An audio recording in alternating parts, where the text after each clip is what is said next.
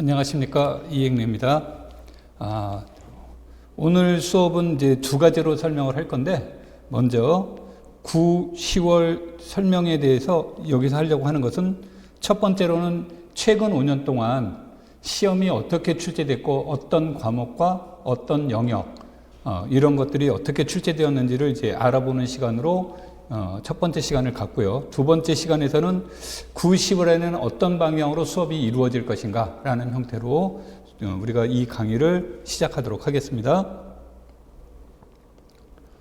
자, 먼저 이제 2019년부터 2023년까지 시험에 나왔던 내용들을 이제 보시면요. 먼저 교과교육론, 현대대수학, 해석학, 미분기하학, 복수함수론, 확률통계, 정수론, 선형대수학, 위상수학, 미적분학, 이상수학 이와 같은 과목들이 출제되고 있다는 사실을 알 수가 있습니다. 시험에 대한 내용들을 이제 보시면요. 80점 만점 중에서 80점을 기준으로 이렇게 놓고 보게 되면 이게 점수는 정해져 있지 않습니다. 점수는 정해져 있지 않는데 보통 교과 80점 중에서 교과교육론은 30에서 35%를 권유하는데 수학과의 같은 경우는 최근에 나타난 형태는 30%, 즉 24점이 이제 출제되고 있다는 것을 이제 알 수 있습니다. 그래서 계속해서 24점이 나왔다는 얘기는 2024년도에도 24점이 나올 개연성이 높다는 뜻이 되겠고요. 그 다음에 이제 나머지가 70%, 즉 56점을 이제 차지하게 되는데 점수라는 것은 정해져 있지 않습니다. 점수는 정해져 있지 않는데 점수를 배정하는 기본적인 원칙은 무엇을 얘기를 하냐면 각 대학에서 나타나는 전공 필수, 전공 선택, 그 다음에 거기에 따른 학점 이것을 기초로 해서 제시가 됩니다.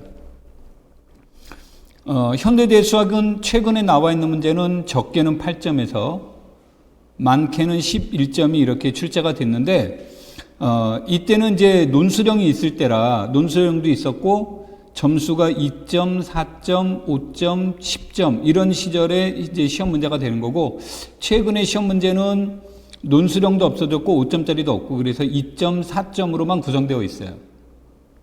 그래서 현대대수학하고 해석학은 적게는 8점에서 많게는 10점 정도로 나올 것으로 예측이 되는데 아마 10점 언저리가 나올 개연성이 높습니다.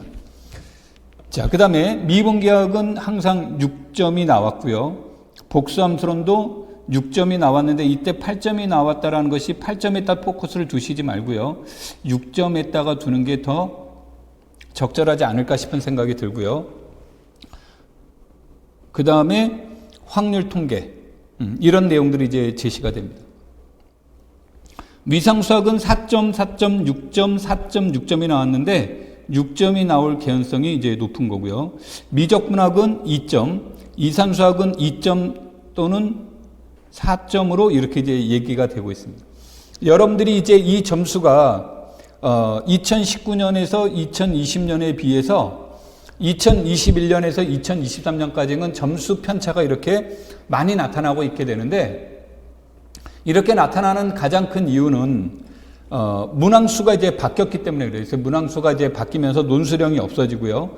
그 다음에 가장 큰 차이점으로 나타나는 것은 무엇에 대한 문제가 되냐면 기입형 문제가 줄어들었어요. 그래서 기입형이 8문항이었던 것이 6문항으로 이렇게 바뀌었습니다. 그러면서 2점짜리로 나왔던 문제들의 수가 줄어들게 되는 거죠. 줄어들면서 이 점수 편차가 이렇게 조금씩 변화되고 있다. 기입형이 어떤 것이 나오냐에 따라서 이게 점수가 2점이 올라가기도 하고 2점이 내려가기도 합니다. 이렇게 이제 보시면 됩니다. 그래서 절대 기준으로 보시지 않는 게 좋습니다. 그래서 이거는 이제 그래프로 그려본 거고요. 자, 그래서 이제 문항수로 보신다면 여기에서도 해석학하고 현대대수학의 문항수가 이렇게 이제 나와 있죠. 이렇게 나와 있는 것들 중에 하나가 무엇의 문제냐면 앞에서 말한 것처럼 기입형 문제가 이제 가장 큰 변수예요. 그래서 기입형이 줄어들면서 어떤 형태가 이제 나타나냐면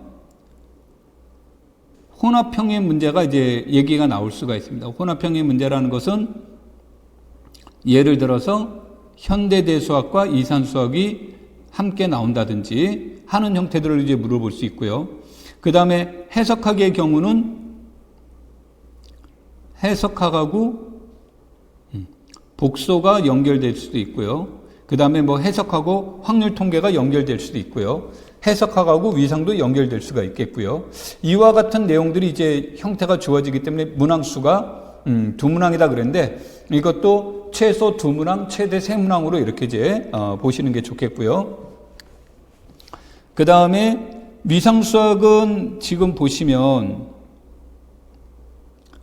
두 문항, 한 문항, 두 문항이 나왔는데 이 문제도 아까 내가 얘기했던 것처럼 전공 필수, 전공 선택으로 본다면 이것은 이제 두 문항이 나올 개연성이 높다. 두 문항이 나올 개연성이 높은 형태로 여러분들이 이제 참고를 해서 보시면 됩니다. 자, 여기서 나타났듯이요. 가장 큰 문제가 문항수는 한 문항 늘어났지만 가장 큰 차이가 기입형의 문제가 8문항에서 6문항으로 바뀌었다는 거예요. 이게 이제 가장 큰 차이예요.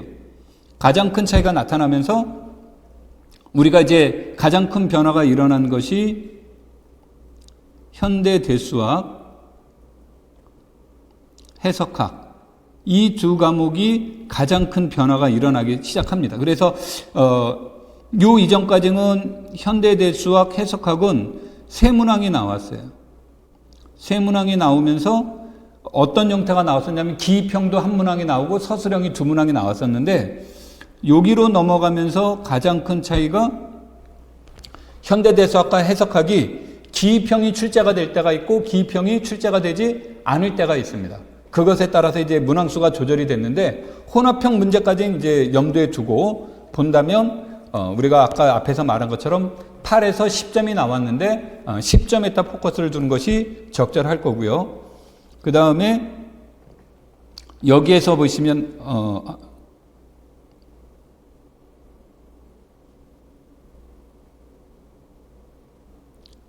여기가 이게 오타입니다. 여기가 이제 오타가 나왔으니까 여기가 8, 11 이렇게 나와야 돼요. 그 다음에 또 하나 이제 그 형태가 앞에서 나온 것이 가장 큰 변수가 기입형이 어떻게 변화되고 있는지가 가장 큰 변수로 볼 수가 있어요. 자, 그래서 이제 조금 더 디테일하게 이제 들어가서 보시면, 자, 여기에서 2019년도에는 기입형이 8과목이 이렇게 출제가 됐어요. 그래서 교과교육론, 이산수학, 현대대수학, 해석학, 미분적분학, 복수함수론, 미분기하학, 확률통계 이렇게 이제 8과목이 이제 제시가 됐는데 2020년에 보시니까 교과교육론이 이때부터 두 문항이 나옵니다. 그러니까 교과교육론이 논수령이 삭제가 되면서 가장 큰 특징은 기입형과 서술형에서 문항수가 늘어났다는 거예요. 그리고 이것이 늘어나면서 상대적으로 기입형 문제가 8문항에서 6문항으로 이제 줄어들게 되니까 이때 보면 미분적분학, 위상수학, 미분기하학, 현대대수학 등 5개 과목이 나왔죠. 그럼 이제 여기에서 우리가 통상적으로 나왔던 복소함수론의 문제라든지 그 다음에 해석학이라든지 이런 과목들이 여기에서 이제 이산수학이라든지 이런 과목들이 여기서 이제 출제가 안 된 거죠. 출제가 안 되는데 여기에 이제 배당된 점수를 얘기를 하다 보니까 혼합형 문제로 이제 됐다는 거고, 그 다음에 이 5개 과목들을 살펴보시면 이때까지는 8문항에서 8개 과목에서 과목 수가 5개로 변화가 됐어요. 5개로 변화가 되다 보니까 문항 수가 3개 과목이 여기서 이제 상대적으로 안 나오게 되는 거죠. 그러면서 가장 두드러진 특 중에 하나가 혼합형의 문제들로 이제 제시가 된다는 뜻이고요. 그 다음에 여기서 빨간색으로 본 형태 중에서 미분기하학은 매년 나오고 있다는 얘기죠. 미분계약은 매년 이제 나오고 있다는 것이 우리가 이제 참고로 볼 수 있겠고요. 그 다음에 다른 과목들은 출제되는 경향도 있었고 빠져 있을 때도 있었다. 그래서 이건 절대적 기준이 아니기 때문에 여러분들이 이런 것들을 이제 하실 때 항상 이 과목들, 즉 다시 말해서 여기서 우리가 이제 참고해야 될 게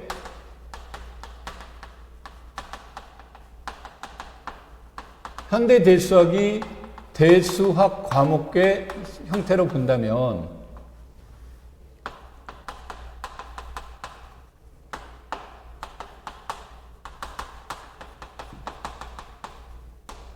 현대대수학, 정수론, 선형대수학, 그 다음에 이산수학 이런 것들이 이제 대수학 과목으로 이렇게 이제 볼 수가 있는데 지금 이 과목들은 전부 다 4점 한문항이에요.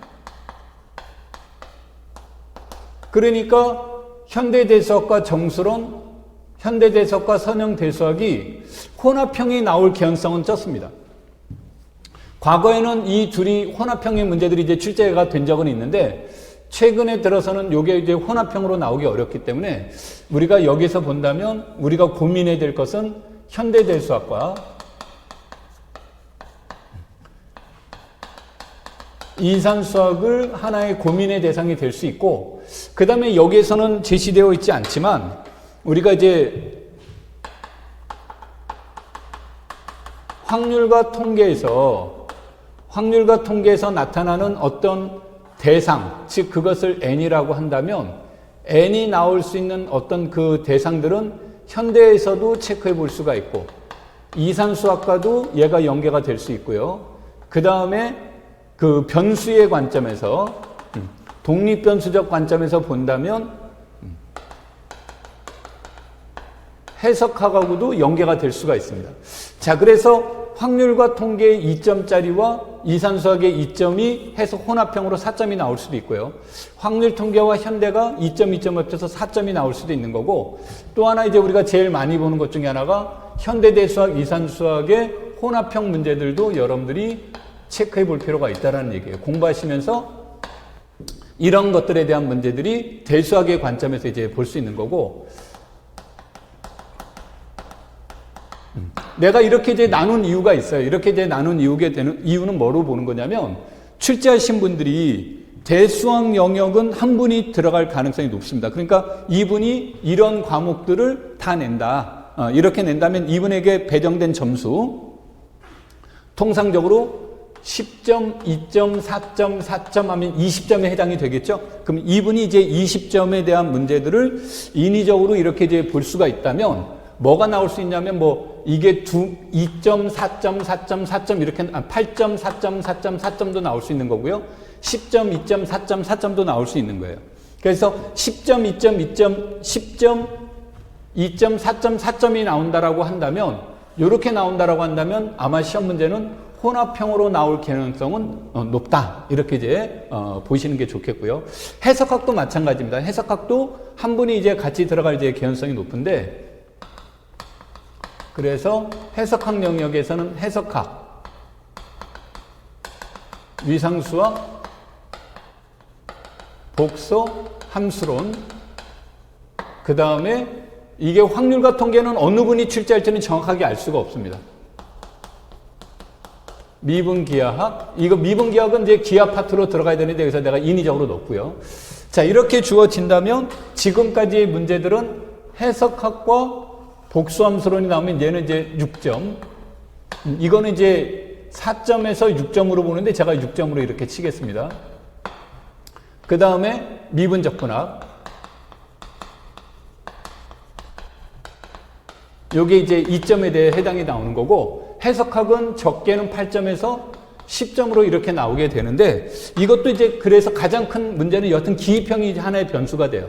그래서 기입형 문제들이 나오게 된다면 이 해석학이 혼합형으로 나온다면 실해석학과 복수함수론 그래서 여기에서 이제 혼합형 문제들이 이제 출제가 될 수 있죠.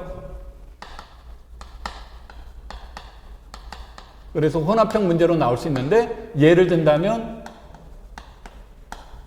루체의 정리와 중간값 정리가 연계시켜서 이제 나온다든지 그 다음에 복소 적분과 그 다음에 테일러의 정리. 이런 것들이 이제 연계시켜서 나올 수 있고요. 그 다음에 위상수학은 뭐 뿌리적 입장에서 본다면 해석학하고 위상수학은 연관성이 이제 많이 나오게 되는데, 여기에서 본다면 수열의 문제를 가지고 접근해 보는 문제들도 이제 얘기해 볼 수 있고요. 또는 연속 사상의 문제를 가지고도 이 둘의 차이점을 비교해 주는 문제들도 이제 나올 수 있다가 되는 거죠. 그 다음에 이제 미적분학과 이것이 혼합형이 나온다면 아마 가장 많은 것들 중에 하나가 이상 적분 가능성의 문제도 이제 우리가 하나가 체크가 될 수 있다든지, 또는 급수의 문제라든지, 아니면 몇 급수의 문제라든지. 그 다음에 이제 이것에 이제 더 우리가 연계시켜 볼 수 있는 내용들은 뭐 더 다양하게 제시될 수 있는데, 예를 든다면 로피탈의 법칙이라든지, 이런 것들이 이제 실해석학과 미적분학이 연계시켜서 이제 나올 수 있는 거죠.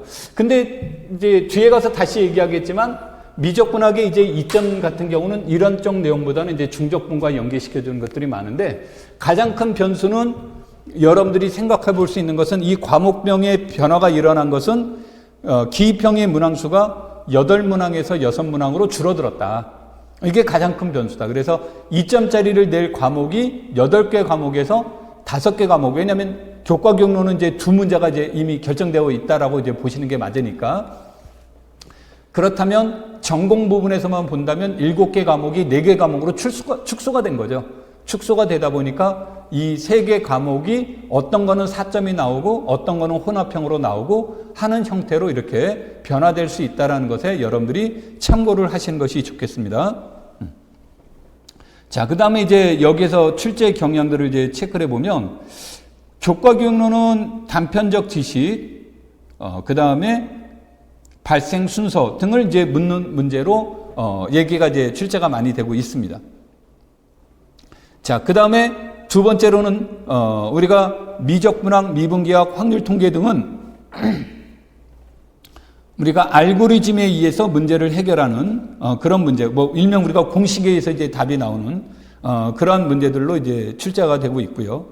그 다음에 위상수학, 현대대수학 등 추상수학은 여기에서는 주로 개념을 물어보는 문제들이 많이 출제가 되고 있습니다. 그래서 이 개념을 알고 있으면 답은 생각보다 어렵지 않은데, 개념을 알지 못하게 되면 이제 경우의 수를 통해서 구해줘야 되니까 훨씬 더 많은 시간을 이제 소비할 가능성이 높겠죠. 그래서 여기서는 이제 개념, 현대대수학은 내가 일명 구조라는 말로 이제 강의할 때 많이 설명을 하고요. 그 다음에 위상수학은 열린 집합의 개념을 이해하고 있느냐 아니냐를 가지고 출제하는 경향들이 있다. 그래서 우리는 이제 거기에 맞춰서 준비를 해두는 것이 좋겠죠. 자, 그 다음에 이제 서술형을 이제 보시면, 서술형은 가장 큰 차이는 여기서 넘어가는 과정에서 보시면, 교과기억론이 3문항에서 교과기억론이 5문항으로 이렇게 이제 늘어나고 있다는 걸 알 수 있습니다. 그러니까 우리가 교과기억론이 그전에는 기입형 하나, 서술형 셋, 논술형 하나, 그래서 5문항 정도가 이렇게 이제 출제가 됐다면, 바뀐 제도에서는 기입형이 2, 5, 그래서 문항수로 따진다면 7문항으로 이렇게 늘어나고 있다는 사실을 알 수가 있습니다. 자, 그러면서 여기에서 보면 현대대수학과 해석학이 이제 2문항씩 이렇게 이제 출제되고 있습니다. 현대대수학, 여기서는 이제 해석학 3이라고 적혀 있는데, 이때 이 3개 과목, 세 문항 중에 하나는 이제 혼합형이 들어가 있는 거고요. 그 다음에 현대대수학과 해석학은 최소 2문항이다. 이렇게 이제 보시면 되겠습니다.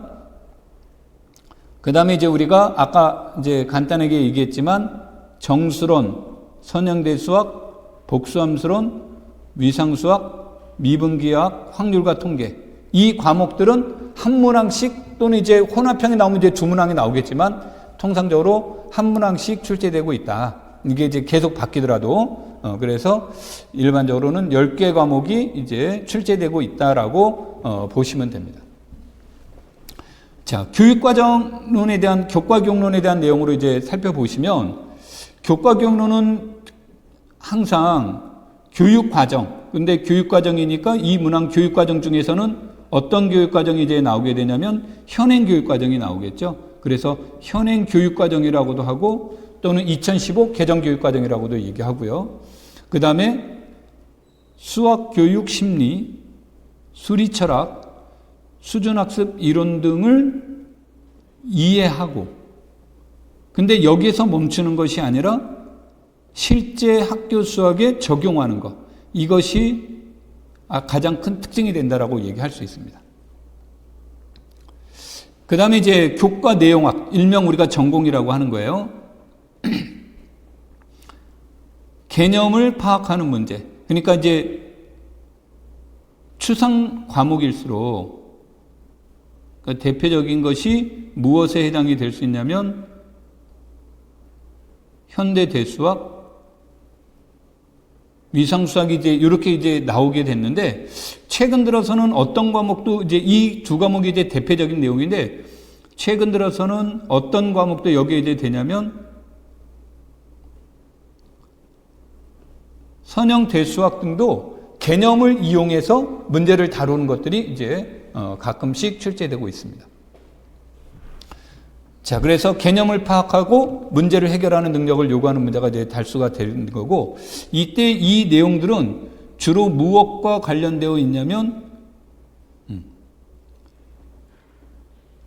개념을 파악했습니까도 이제 들어가는 것이 되겠고요. 그 다음에 우리가 문제를 이해하는 능력, 이것을 갖다가 조금 다른 말로 얘기하면 그 문제를 해석하는 능력이죠. 홀리아식으로 표현한다면 문제를 이해하는 능력, 이런 것들이 이제 요구되는 문제들이 다수 출제되고 있다. 그 다음에 이제 하나는 뭐를 얘기를 하냐면, 우리가 나오는 책에서 나오는 시어렘이 나오게 되면 이것을 재해석하거나 또는 시어렘을 분석하거나 하는 것을 요구하는 문제들이 이제 얘기가 됩니다. 그래서 이 정리를 곧이곧대로 받아들이는 것보단 정리를 관점을 바꿔서 재해석한다든지 또는 정리의 의미를 분석한다든지 하는 형태들을 이용을 해서 문제를 해결하는 내용들이 이제 출제되고 있다. 이렇게 이제 보시면 되겠어요. 우리가 시험이라고 하는 것이 몇십 년 동안 계속 변화되고 있는 거기 때문에 우리가 나오는 이론적 변화는 이제 크게 없습니다. 이론적 변화는 크게 없기 때문에 무엇이 되는 거냐면 어떤 개념이 반복해서 이제 나오는 수밖에 없습니다. 개념이 반복해서 이렇게 나오게 되는데, 출제의 의도 중에 하나는 어떤 말들이 들어가냐면 기존에 나왔던 문제를 다시 내지 마시오라는 어떤 그런 경향들이 있어요. 그래서 여기에서 개념이 있는 그대로가 아니라 이 개념을 다른 관점, 즉 관점을 바꿔서 다시 해석해보는 이러한 문제들도 우리가 이제 중요하게 보는 거고요. 그 다음에 또 하나는 이 개념을 분석하는 능력을 요구하기도 합니다. 분석하기도 하게 되는 거고요. 그 다음에 이제 또 하나는 무엇을 얘기를 하냐면 새로운 소재거리를 이제 제시를 해줘요. 이게 새롭다라는 말은 없었던 게 나오는 건 아니에요. 과거에 있었던 내용인데 주로 관심의 대상에서 조금 멀어졌던 내용들이 되겠죠. 그래서 이 새로운 개념을 제시를 해주고, 그 다음에 문제 해결의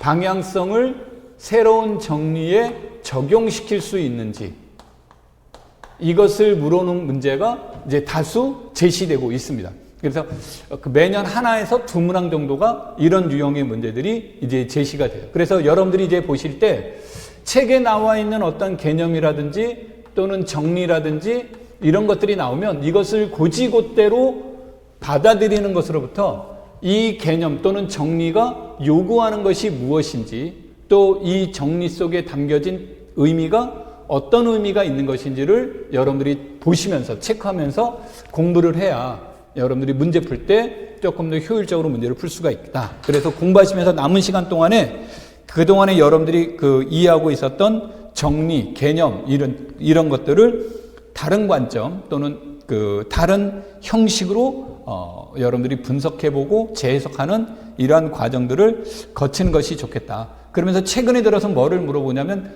원 의미를 물어보는 경우가 있어요. 원 뜻. 그러니까 이제 이 정리가 나오게 됐다 또는 어떤 새로운 개념 정의들이 나왔다 그러면은 이것이 나오게 된 배경이라는 것이 있는 거죠. 이 배경에 대해서 물어보는 겁니다. 그러니까 배경을 물어본다는 것은 어떤 배경화에서 이런 정리가 나왔지라는 것을 물어보는 거기 때문에 이것은 완전 기본적인 굉장한 기초적인 개념이 돼요. 기초적인 개념이 되는데 기초적인 개념들을 이제 소홀히 하는 경우에 끝나게 되면 굉장히 이제 아쉬울 수밖에 없는 이제 그런 문제들이 됩니다. 그래서 우리가 배경적 지식이 요구된다. 그런 것들이 있다면 여러분들이 공부하시면서 이 배경을 물어보는 거예요. 그래서 이 배경이 물어보는 문제들도 한 문항에서 두 문항 정도가 배경을 요구하는 문제들이 출제되고 있다. 그런 것들을 여러분들이 체크를 해봐야 됩니다. 자, 그래서 이제 과목별로 이제 우리가 한번 체크를 해보게 되죠. 과목별로 이제 교과 경론을 보시면 최근에 나타나는 특징입니다. 최근에 나타나는 뭐 과거에도 그랬지만 최근에 더 나타나는 특징 중에 하나는 이 세 개에서 시험 문제가 뭐 거의 다 나오고 있다라고 보셔도 돼요. 그래서 수학교육학 신론, 그 다음에 교육과정과 교재연구, 그 다음에 2015 개정교육과정. 이 내용들이 이제 뭐 여기서 나오게 되는데 여기에서 이제 플러스 알파는 있겠죠. 여기에서 이제 플러스 알파라고 한다면 이 내용이 바뀌는 것이 아니라 아까도 얘기했지만 학교 현장에서 일어날 수 있는 그러한 내용들이 실제 현장에서 발생할 수 있는 어떤 현상을 수학 교육 심리학의 관점에서 또는 수리 철학의 관점에서 또는 교육 과정과 연계시켜서 이런 것들을 이제 물어보는 것들이 최근에 나타나고 있다라는 거예요. 그래서 여러분들이 이런 거를 보실 때 제일 먼저 지금 이제 다시 복습하실 때 꼭 체크를 해야 될 것은 뭐가 되는 거냐면 2015 개정교육과정에 대해서 다시 정리를 해둘 필요가 있는데 이제 정리를 해둘 필요가 있다는 얘기는 뭐냐면 모든 내용은 개정교육과정이라는 것은 일종의 철학적인 의미가 담겨져 있고 그 다음에 학습 방향, 교수 방향 이런 것들이 방향성을 제시를 해주는 거예요. 그래서 그 방향성 내에서 우리가 모든 문제들이 출제가 되고 있다라고 보시면 됩니다. 그래서 이런 것들을 여러분들이 꼭 참고로 그래서 개정교육과정 같은 경우는 여러분들이 계속해서 보셔야 됩니다. 자, 그 다음에 이제 기입형에서 이제 보시면 2020년에서 수학4 이것은 이제 발생 순서를 얘기를 하는 거죠. 그 다음에 수학교육의 발달, 그 다음에 수리 철학, 그 다음에 수학교육의 발달, 이런 발달과 관련되어 있는 거고, 그 다음에 이제 여기에 대한 내용들 중에 이제 우리가, 많은 것들 중에 하나가 무엇을 줄 수 있냐면, 예를 들어서 함수의 발달, 또는 수의 발달, 또는 문자의 발달, 이런 어떤 순서적인 의미들, 또는 바닐레의 수준학습 이론이라든지 피아제 문제는 안 나왔습니다만 피아제 인지발달 이론의 문제라든지 이와 같은 순서적 관계, 수직적 관계를 요구하는 거 또는 교육과정에서 본다면 계통성과 관련되어 있겠죠. 그런 것들이 순서적 입장에서 발생 순서대로 또는 진행 순서대로 이런 것들은 이제 우리가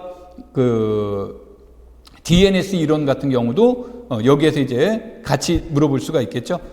그래서 그런 것들이 순서적 의미를 이제 줄 수가 있는 거고요. 그 다음에 이제 또 하나는 무엇에 대한 문제가 나올 수 있냐면, 우리가 수학교육 심리라든지 수리 철학이라든지 수학교육의 목적이라든지 이런 것들을 기초로 해서 간략하게 답안지를 물어보는 기입형의 문제들을 볼 수가 있다라는 것으로 이제 볼 수가 있는 거고요. 자, 그 다음에 이제 여러 가지 내용들이 쭉 나오게 됩니다. 여러 가지 내용들이 쭉 나오게 되는데 항상 매년 나온다라고 보셔야 되는 것이 무엇을 봐야 되냐면 교육 과정과 연계시켜서 본다라고 봐야 됩니다. 교육 과정과 이제 연관시켜서 보셔야 되는데 우리가 절대 기준은 아니지만 우리 수학과는 지금 여하튼 개정은 2007, 2009, 2015 세 번의 개정 과정을 거치기는 했지만 수학과는 여하튼 7차 뭐다? 교육 과정이에요. 그래서 7차 교육 과정의 특징 중에 하나가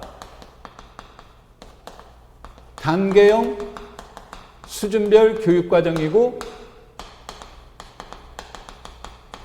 학습자 중심의 교육과정이라는 얘기죠. 그런데 단계형 수준별 교육과정이 2007 개정 교육과정에서 바뀌죠.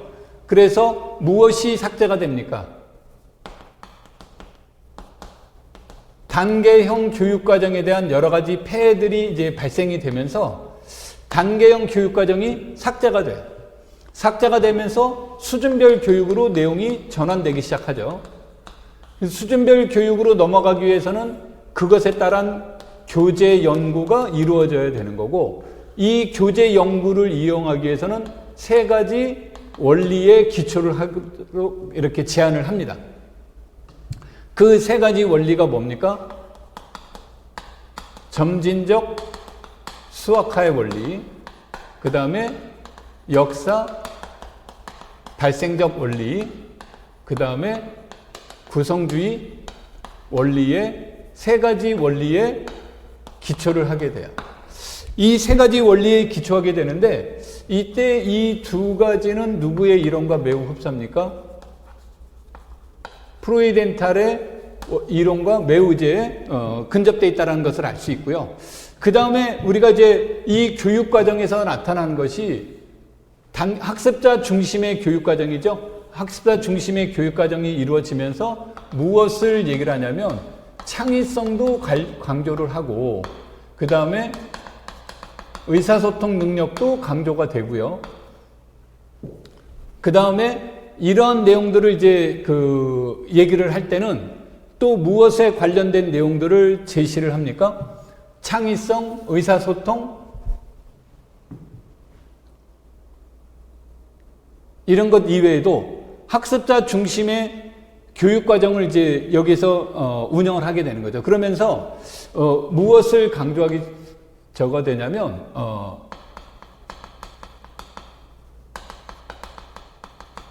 비판적 사고력 등을 강조하기 시작해요. 그러면서 우리가 무엇에 대한 수리 철학의 입장에서 본다면 무엇에 대한 내용들을 얘기를 하냐면 오류주의 수리 철학을 도입할 것이 굉장히 강조가 되고 있어요. 그러면 오류주의의 대표적인 것이 라카토스의 무엇의 문제?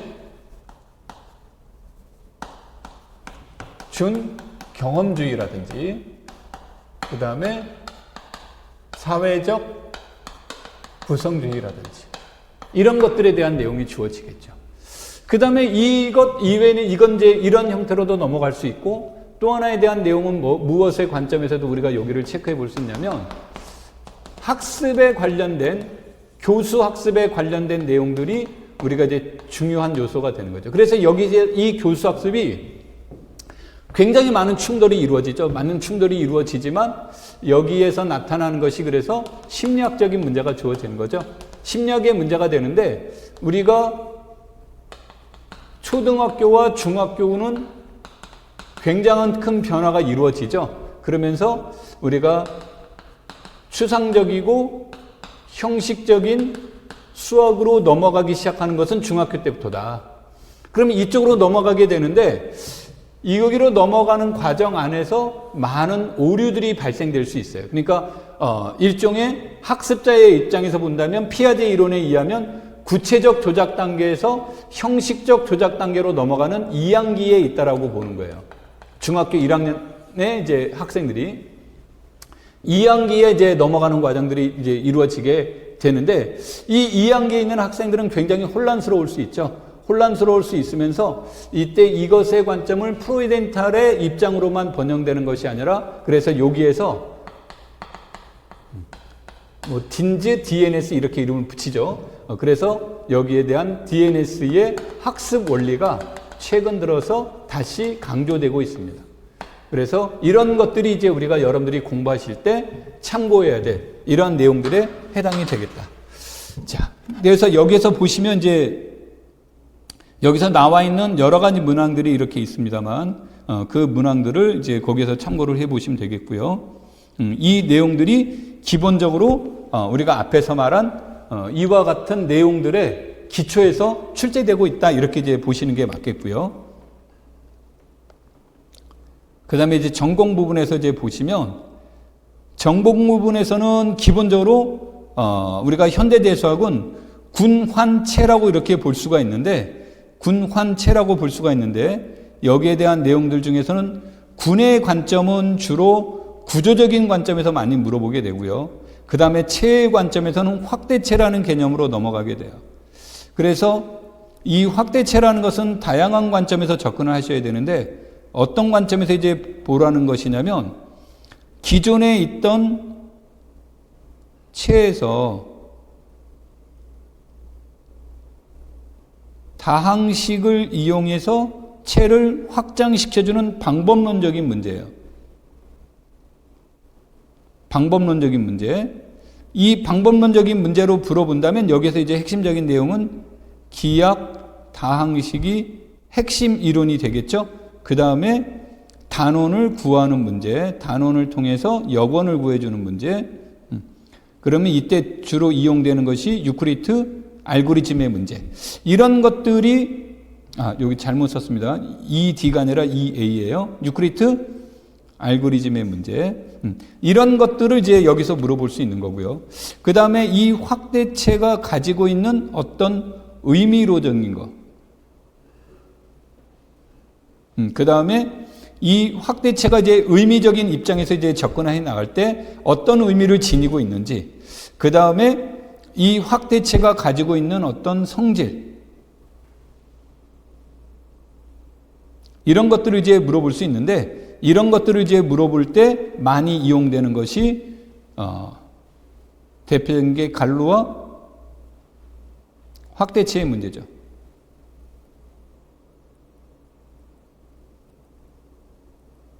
그러면서 이 갈루와 확대체를 이해하기 위한 내용으로 주어진 것이 갈루와 군의 문제, 그 다음에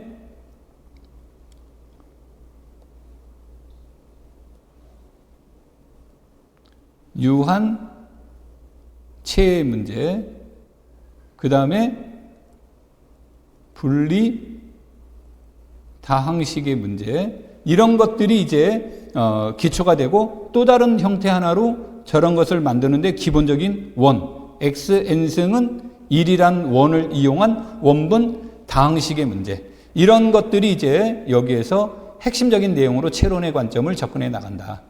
이렇게 이제 보시는 게 좋겠습니다. 그러면 여기에서 이제 갈루와 이 내용이 주어지면 이런 것들을 이해하는데 핵심적인 내용이 뭘까요? 그게 이제 대수적 켤레원의 문제, 기약 다항식의 문제, 이런 것들이 여기에 갈루와 군을 이해하는 핵심적인 요소가 자리 잡게 됩니다. 그래서 이런 것들을 이제 물어보는 형태로 발생되고 있다는 것을 알 수가 있겠고요. 그 다음에 선형대수학은 선형성을 이해하는 거죠. 선형성을 이해하는데 여기에 이용되는 핵심적인 내용 중에 하나가 선형 변환의 문제가 되겠죠. 그래서 선형 변환의 문제가 나오게 되면 여기서 우리는 자연스럽게 이해해야 될 내용이 바로 뭡니까? 선형 변환을 이해하는 것, 그것이 고유값 문제가 되겠죠. 그래서 고유값, 또 이에 대응하는 고유 벡터, 또 이것에 대한 어떤 편의성, 그 다음에 이것에 대한 응용, 뭐 이런 것들이 기본적인 내용이 되는데, 기본적인 것은 여하튼 고유 값이 중심이 된다. 그래서 이런 문제들은 거기에서 뭐 이게 그런 것들을 중심으로 시험 문제가 나올 수밖에 없습니다. 여기서는 이제 개념이 나왔고요. 여기도 고유값 문제가 나오고, 여기도 고유값 문제가 나오고, 이런 형태들이 가장 기본적으로 출제되고 있다. 그래서 여러분들이 보실 때 이런 것들을 이제 보는 거죠. 그래서 각 과목에서 현대대수학은 어떤 과목이 나왔나요? 뭐 선형대수학은 어떤 게 나왔나요? 라고 할 때 이것이 구성하고 있는 근본적인 내용, 이 과목의 핵심적인 내용이 뭔지를 우리가 공부하시면서 여러분들이 체크해 나가는 거예요. 내가 이 짧은 시간에 다 얘기는 못합니다만, 그 다음에 정수론의 문제가 나오게 되면 정수론은 수를 이해하는 거죠. 정수를 이해하는 거죠. 그래서 일명 수론이라고도 이해하는 거고, 여기에 핵심적인 내용은 바로 합동의 문제가 되겠죠. 그래서 정수론은 큰 수 문제를 작은 수로 바꿔주는 문제가 되는데, 이때 여기서는 이제 합동의 문제가 나오다 보니까 핵심적인 내용은 바로 오일러 정리가 핵심의 자리를 잡고 있습니다. 그 다음에 여기와 관련되어 있는 뭐 페르마, 그 다음에 2차 합동식, 윌슨의 정리, 기타 그 합동식의 해, 위수, 원식은 이런 문제들이 이제 다 제시가 될 수 있는데, 근본이 되는 것은 이제 오일러의 정리를 이해하는 데부터 출제되고 있다는 건데, 이게 정수론에서 우리는 정수론은 두 가지의 관점에서 봐야 돼요. 그래서 정수론은 두 가지 관점으로 꼭 보셔야 되는데, 하나는 이 정수론 자체가 목적이 되면서 또 다른 하나는 정수론 자체가 도구가 된다라는 얘기죠. 즉 현대대수학의 중요한 도구가 되기 때문에 이 문제는 목적과 도구가 혼연된 형태로 출제되고 있다. 이렇게 이제 보시면 되겠고요. 이산수학은 이산성인데 여기에서는 이산수학은 최적화 문제를 구하려고 하는 거죠. 그래서 이 최적화를 구하는데 이 최적화에 관련된 내용을 세 가지 관점에서 보는 거죠. 수를 세는 세기 문제, 그 다음에 그래프 문제, 그 다음에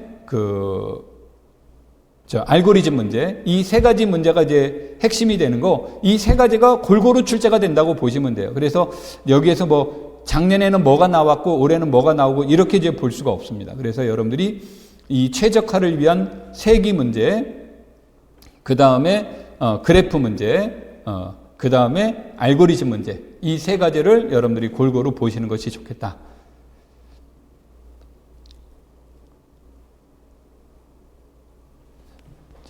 그 다음에 이제 해석학에서는 본다면 항상 함수열과 함수항 급수는 매년 나온다라고 보시면 됩니다. 그래서 함수열, 함수항 급수는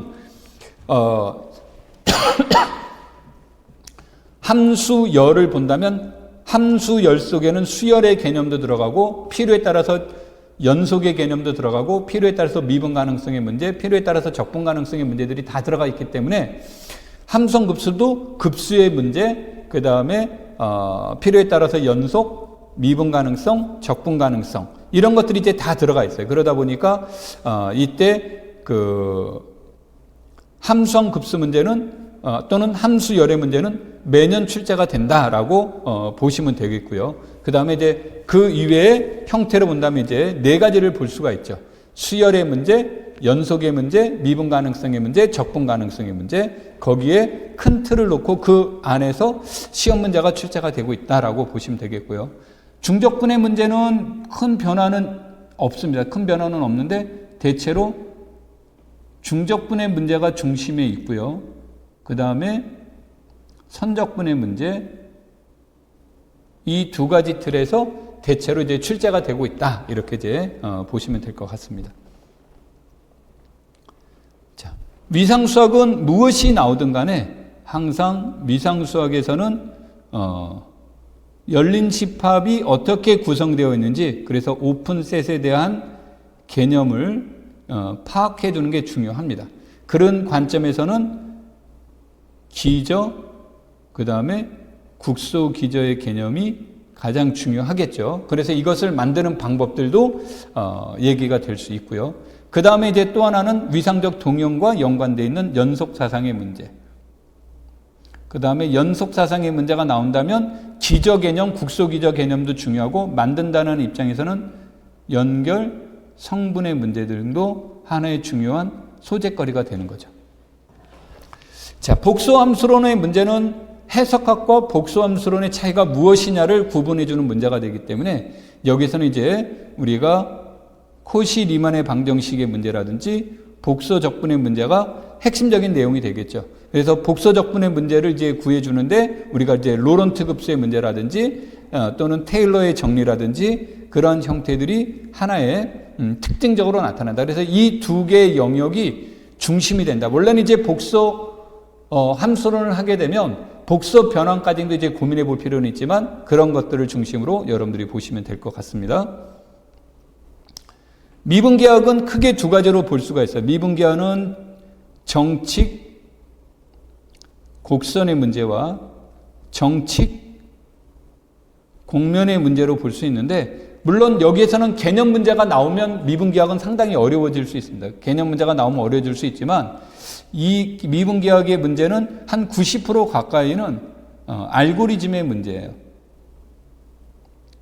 그래서 마음에는 들진 않지만 우리가 필요한 공식들은 반드시 외우고 이런 것들을 어떻게 활용하는지 이런 데다가 이제 초점을 두면서 여러분 보시겠고, 확률 통계는 수능에서 나타나는 그러한 개념의 문제와 다변수 함수의 문제, 이 두 가지에서 큰 틀을 여러분들이 보시면 될 것 같습니다.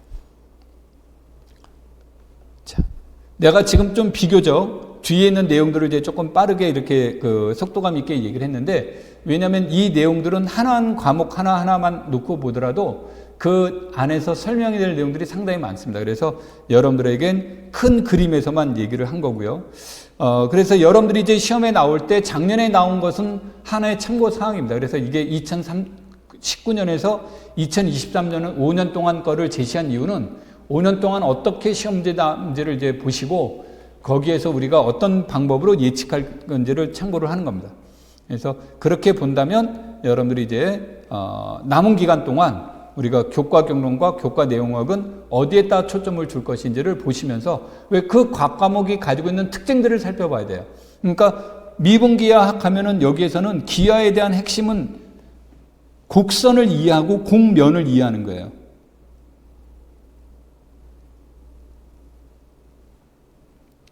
이해예요. 이거를 이해하는데 핵심적인 내용이 뭡니까? 그러면 이거를 이해하는데 핵심은 무엇의 문제가 돼요? 곡률, 열률 또는 비틀림률이라고도 얘기하죠. 빛고임률. 이런 것들이 이제 얘기가 될 수 있는 거고, 곡면에서 본다면 이 곡률의 관점이 다양하게 얻어지는 거죠. 그래서 측지곡률, 벅곡률, 그 다음에 가우스 곡률, 등등등등에 대한 내용들이 나옵니다. 그렇지만 여하튼 곡선, 곡면을 이해하는 데는 우리가 곡률에 대한 개념을 이해하는 데서 출발을 하는 겁니다. 그러니까 시험 문제가 그런 문제가 나오게 되는 거예요. 그러니까 여기에 대한 목적은, 기하의 목적은 클라인의 말을 빌려오면 불변의 성질을 연구하는 거예요. 그때 불변의 성질을 연구하고 그걸 통해서 곡선 또는 곡면을 이해하는 데 있다는데, 곡선, 곡면을 이해하는 데는 여러 가지 조건들도 있겠지만 그 중에 핵심은 곡선의, 곡면의 휘어진 정도, 방향성, 오목, 볼록의 개념이에요. 그것을 이해하는 핵심적인 이론이 바로 뭐다? 곡률이라는 거죠. 그래서 여러분들이 이제 이해할 때 이제 그렇게 되는 거고요. 통계는 기본 자료를 통해서 얻어지는 거라고 한다면, 확률은 그를 통해서 의사결정에 중요한 도구를 결정하는 거죠. 그러니까 누가 뭐래든 확률을 물어보는 게 맞습니다. 근데 확률을 물어보는 것들이 맞는데 그것에 대한 내용들은 우리가 1변수냐 2변수냐, 이상이냐 연속이냐, 이런 것에 따라서 알고리즘에 약간의 차이는 있지만 기본적인 내용들은 큰 변화가 없다. 그래서 1변수적 사고는 앞에서 말한 수능이 이제 핵심이 된다면, 다변수적 관점에서 본다면 독립의 문제, 그 다음에 조건과 주변, 이런 것들이 이제 핵심적인 내용이 되겠죠. 그 다음에 우리가 여기에서 강조돼서 나오지는 않았습니다만 추정의 문제, 이런 것들도 하나의 좋은 소재거리로 여러분들이 보시면 좋을 것 같습니다. 자, 그래서 2019에서 2023년 동안에 어떤 과목들이 어떻게 이제 출제가 됐는지, 그 다음에 출제 영역, 그 다음에 과목, 그 다음 점수, 이런 것들을 간략하게 이제 분석을 했습니다. 여기서 시간을 마치도록 하고요. 다음 시간에는 9, 11월 강의는 이제 어떤 식으로 이루어질 것인지에 대해서 설명하도록 하겠습니다. 수고했습니다.